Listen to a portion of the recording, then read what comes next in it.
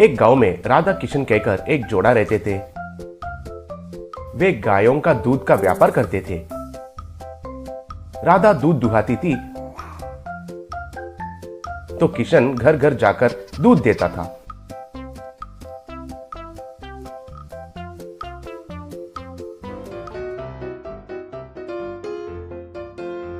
उनको नानी कहकर एक बेटा था। उनके पास एक मिनी ट्रैक्टर रहता था। एक बार उस गांव में बड़ा बाढ़ आया था। उस बाढ़ में उनके सारे गाय बह गए थे। तब राधा किशन को क्या करना है कुछ समझ में नहीं आया था। किशन एक सेठ के पास कुछ पैसे उधार किया था।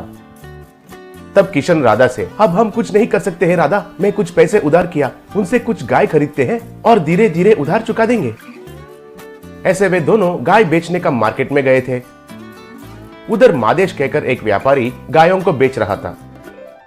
वो राधा और किशन को बुलाकर, आइए आइए, मेरे पास अच्छे से गाय हैं। अगर आप 3 गाय खरीदते हैं तो 1 गाय मुफ्त में देता हूँ। 1 गाय का कीमत 50,000 ही है। तुम्हारा प्रस्ताव तो अच्छा है, लेकिन दाम ही कुछ ज्यादा बोल रहे हो। ठीक है, एक तो मुफ्त में दे रहे हो ना, ये लो पैसे, कहकर उनको पैसे दिया। घर आने के बाद राधा उन 4 गायों को चारा डाल रही थी। किशन दूध दुहा रहा था। तो राधा गायों को अच्छे से जांच करके देखी। सुनो जी, ये गाय अंधी है। अब समझ में आ गया कि उसने फ्री में इस गाय को हमें क्यों दे दी। तब किशन उनका दूध दुहाकर देखा तो दूध भी नहीं निकला। उसने हमें सरासर धोखा दिया है जी। अब हमें जिंदगी भर इस गाय की देखभाल करनी पड़ेगी और ये हमारी कोई काम की नहीं है। जाइए, इसे वापस उसे लौटा के आइए। वो सुनकर उनका बेटा नानी, नहीं माँ, इसके साथ वो कुछ नहीं कर सका और हमें दिया। अब अगर इसे वापस देते हैं तो वो इसे जंगल में छोड़ेगा। बाघ और शेर के हाथों में ये मर जाएगी। हम इसका ख्याल रखते हैं।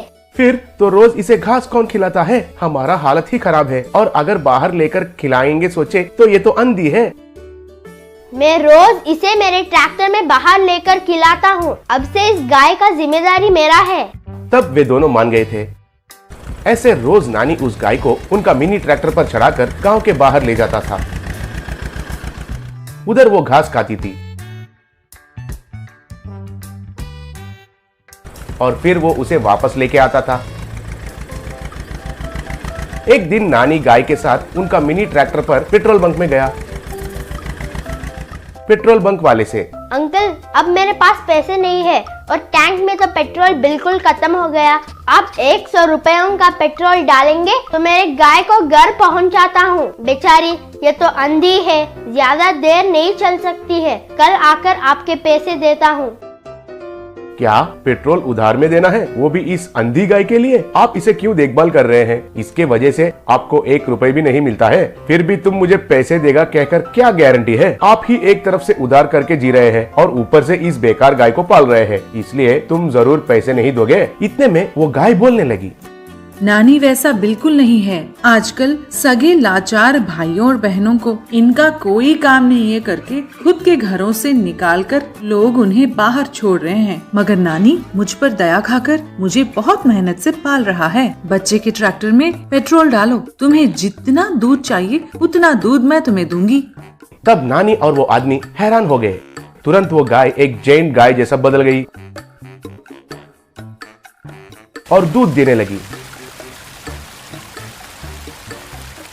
उस दूध से पेट्रोल बंक पूरा भरने लगा।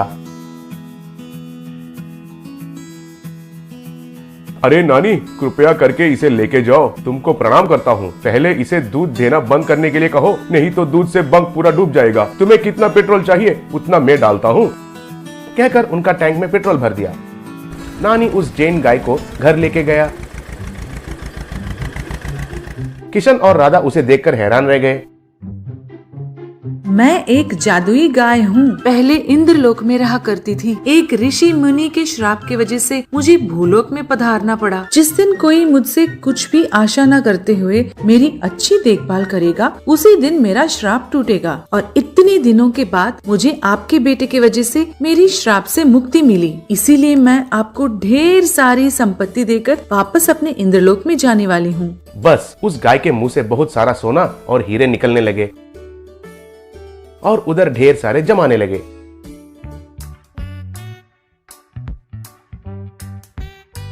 बाद में गाय आसमान में चली गई। वे सब उस गाय को प्रणाम किए। ऐसे वे परिवार बड़ा धनवान बन गए। दया और करुणा दिखाए तो जिंदगी में बड़ा बन सकते हैं कहकर तुमने साबित किया। इस दुनिया में सब कुछ प्यार से कमा सकते हैं, इस बात के लिए तुम एक उदाहरण हो। तब नानी माँ पिता को प्रणाम किया।